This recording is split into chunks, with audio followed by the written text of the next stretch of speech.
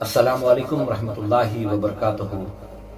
ایک مرتبہ ہمارے پیارے نبی صلی اللہ علیہ وسلم صحابہ اکرام کے سامنے آخری زمانے کے جو حالات ہیں اس کا تذکرہ کر رہے تھے تو ارشاد فرمایا، میرے بعد ایک ایسا زمانہ آئے گا، امت میں ایسے لوگ پیدا ہو جائیں گے جن کا مقصد صرف اپنی بھوک ہوگی، اپنا پیٹ ہوگا، یعنی اپنی بھوک، اپنے پیٹ، اپنے ذائقوں کو پورا کرنے کے لیے حلال حرام کی تمیز بھول جائیں گے۔